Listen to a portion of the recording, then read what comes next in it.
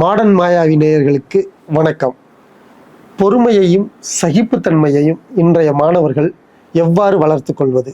வாருங்கள் பேசலாம். இன்றைய மாணவர்கள் எந்த பண்பு நலன்களை வளர்த்து கொள்ள வேண்டும் என்று என்னை கேட்டால், இன்றைய மாணவர்கள் தங்கள் பொறுமையையும் சகிப்புத்தன்மையையும் தான் அதிகம் வளர்த்து கொள்ள வேண்டும் என்பது என்னுடைய தனிப்பட்ட கருத்து. இன்றைய இளம் தலைமுறையினர், குறிப்பாக மாணவர்களிடம் பொறுமையும் சகிப்புத்தன்மையும் நாளுக்கு நாள் குறைந்த வண்ணம் உள்ளது. அதற்கு மிக முக்கிய காரணமாக நான் பார்ப்பது, நாம் பயிலும் கல்வியோடு வாழ்வியலை பொருத்தி பார்த்து வாழ முற்படுவதே இல்லை.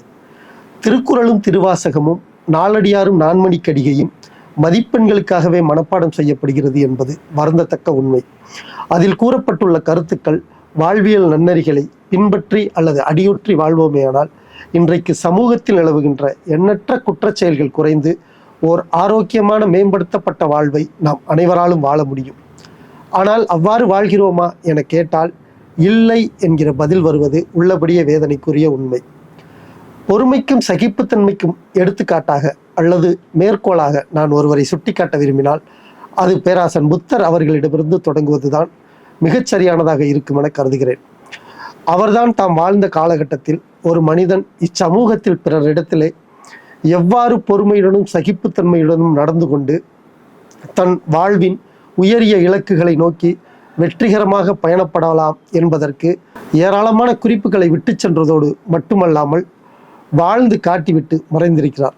அவரை பற்றிய ஒரு சிறு கதையின் மூலம் நாமும் அவரை பின்பற்றி எவ்வாறு பொறுமையுடனும் சகிப்புத்தன்மையுடனும் நடந்து கொண்டு நமது உயரிய இலக்குகளை நோக்கி வெற்றிகரமாக பயணப்படலாம் என்பதை இச்சிறுகதையை கேட்டாலே உணர முடியும்.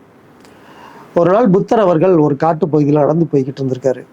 அவ்வாறு நடந்து போய்கிட்டு இருக்கையில் புத்தரை பற்றி நன்கு அறிந்த ஒரு மானிடன் புத்தரின் எதிரில் புத்தரை நோக்கி வேகமாக வர்றான். புத்தரின் அருகில் வந்ததும் புத்தரோட முகத்தில் காரி துப்பிடுறான். இதை சற்றும் எதிர்பார்க்காத புத்தர் அவர்கள் தன் முகத்தில் வழியும் எச்சிலை துடைத்து கொண்டே அந்த மனிதனை பார்த்து புன்னகைத்தவாறு கடந்து போயிடுறாரு. அந்த மனிதனுக்கு ஒரே அதிர்ச்சி கலந்த ஆச்சரியம்.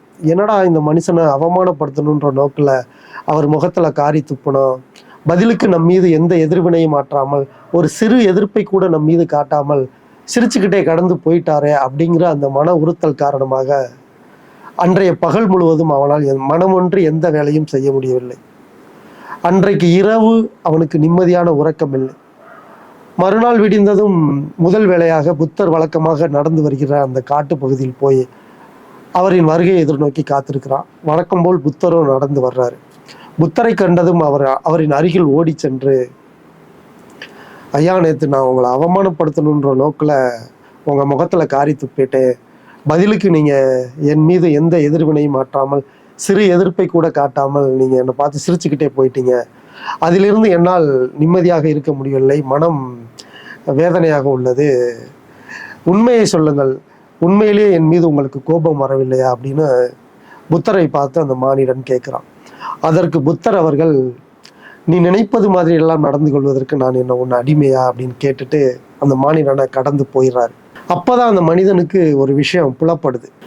அவமானம் என்பது நம் செயல்களை தீர்மானிக்க வேண்டுமே தவிர பிற மனிதர்கள் அல்ல அப்படின்றத அந்த மனிதன் உணர்ந்து குற்ற உணர்வோடு அங்கிருந்து திரும்பிடுறான். தமிழிலே அழகான பொன்மொழி ஒன்று சொல்வார்கள், நாய்கள் குறைப்பதால் பயணங்கள் நின்று விடாது என்று. நாம் செல்லும் பயணங்களின் போதெல்லாம் குறைத்து கொண்டிருக்கும் நாய்களுக்கு பதில் சொல்லி கொண்டிருந்தோமே ஆனால் நாம் செல்ல வேண்டிய இலக்கினை குறித்த நேரத்தில் அடைய இயலாது.